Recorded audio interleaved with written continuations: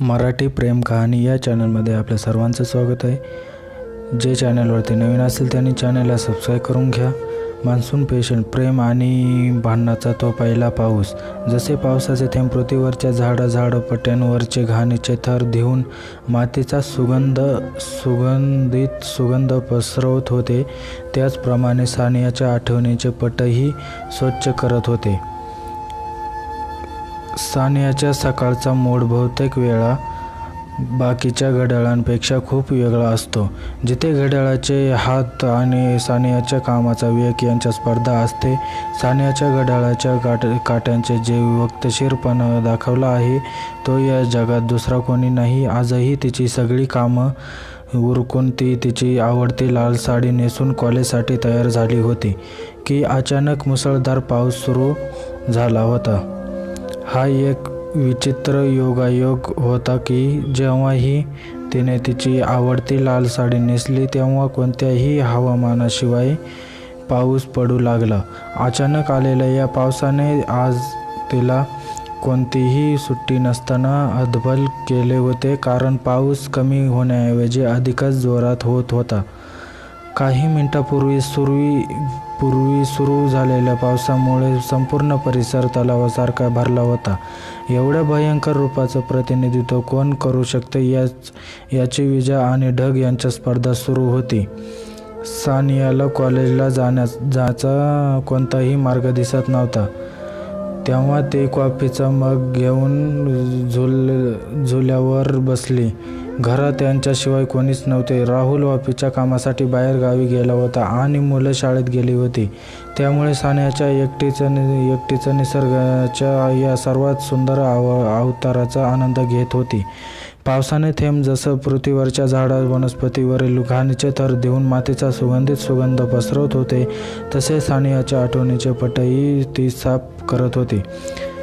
सानिया आठवणीच्या चौकटीत हरवलेली सानिया विचार करत होती की फाल्गुनाची प्रसन्न सकाळ कोणत्याही नवनवीन विवाहित जोडप्यांसाठी किती रोमॅन्टिक असते। त्या दिवशीही तिची आवडती लाल साडी नेसून सानियाने थोडासा मेकअप केला होता आणि राहुलला चिडवत होती।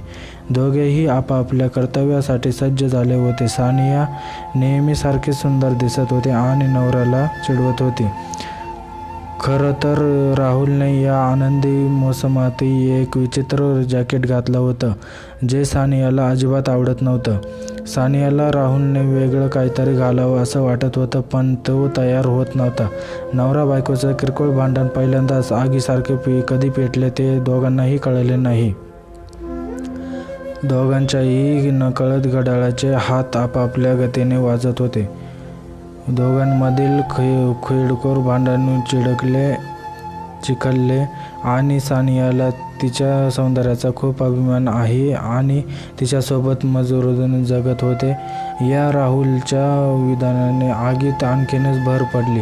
चिडलेली सानिया कॉलेजमध्ये गेली, एकदाही मागे वळून पाहिले नाही आणि की राहुलला बोलले नाही। ती निघून गेली, पण राहुल तिला सकाळची लढाई आठवत होती। राहुलने इतकं ऐकून त्याचा काय दोष असा विचार करत होता।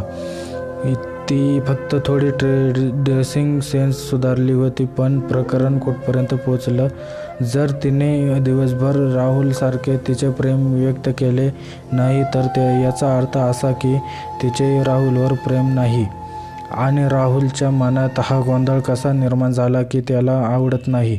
त्याच्या जोडीला किती धोका होता।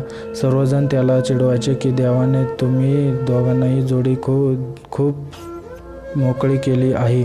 पण आज मित्रांनो, कशी वाटली स्टोरी कमेंटमध्ये नक्की सांगा। जे चॅनलवरती नवीन असतील त्यांनी चॅनलला सबस्क्राईब करून घ्या। सबस्क्राईब करायला विसरू नका। व्हिडिओ कसा वाटला कमेंटमध्ये नक्की सांगा। व्हिडिओला लाईक करा, शेअर करा। पुढचा भाग 2 व्हिडिओ लवकरच घेऊन येत आहोत आपण।